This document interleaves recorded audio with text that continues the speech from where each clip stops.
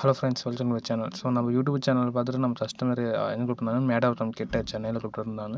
அவங்களால first ஃப்ளோர்லேருந்து 2 bathroom தண்ணி ஊறி கீழே ஷாப் வரைக்கும் தண்ணி சொட்டு சொட்டாக வந்துன்னு இருந்தாங்க. நானும் போய் செக் பண்ணுவோம். கீழே போய் பார்த்தா தண்ணி அவ்வளோ சொட்டு சொட்டாக வந்துக்கிட்டே இருக்குது. பட் எனக்கு டவுட் ஆகிடுச்சு, என்ன இல்லை பாத்ரூம் லைட்டாக தண்ணி ஊற்றுறதுக்கு அவ்வளோ லீக் ஆகுதா அப்படின்னு.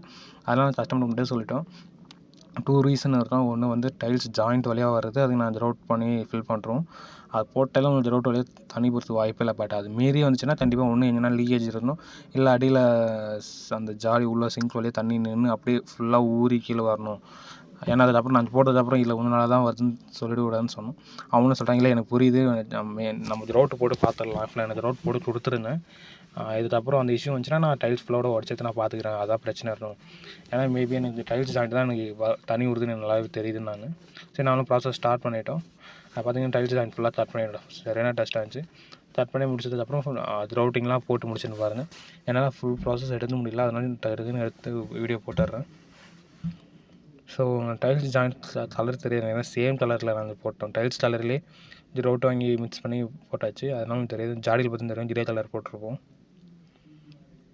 ஓகேங்களா.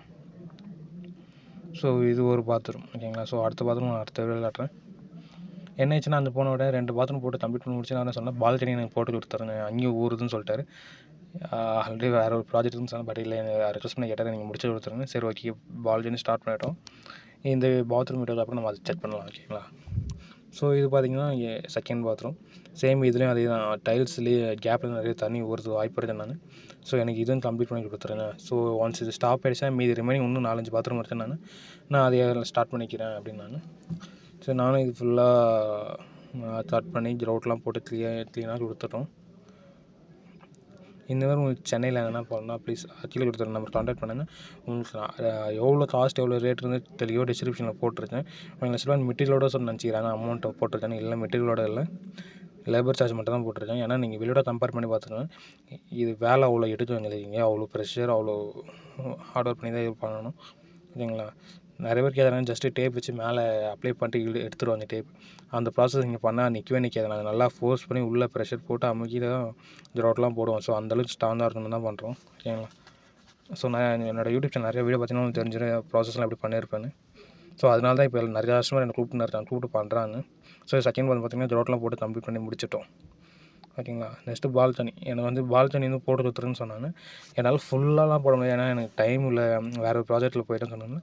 எனக்கு லீக் ஆகிற இடத்துல மட்டும் போட்டுன்னு சொல்லிட்டு, ஸோ ஒரு ஐ திங்க் ஒரு 20 square feet, 20 to 30 square feet, maybe overall 90 square feet தான் இருக்கும். அதை மட்டும் எனக்கு இப்போதைக்கு போட்டு கொடுத்துருங்க, லீக்கேஜ் ஆகாமல் இருக்கிறதுன்னு சொன்னாங்க. நானும் ஃபுல்லாக ஸ்டார்ட் பண்ணிவிட்டு அங்கேயே ரோட் போட்டு கொடுத்துட்டோம். ஸோ கிரே கலர் தான் அதுலேயும் ஃபில் பண்ணோம். ஆல்ரெடி நான் இது கம்ப்ளீட் பண்ணி முடிச்சுட்டேன், அந்த வீடியோ தான் போட்டிருக்கேன். நான் ஸ்டார்டிங் ப்ராசஸ் எடுக்கல. இந்தமாதிரி உங்களுக்கும் சென்னையில் என்ன பால்கனி, பாத்ரூம், இல்லை டெரஸ் ஏன்னா ரவுட்டிங் பண்ணணும், இல்லை வாட்டர் லீக்கேஜ் ஆகணும்னு சொன்னீங்க, ப்ளீஸ் கான்டாக்ட் பண்ணுங்கள். நாங்கள் வாட்டர் ப்ரூஃபிங்கும் நாங்கள் பண்ணுறோம். தேங்க்ஸ் ஃபார் வாட்சிங் இந்த வீடியோ.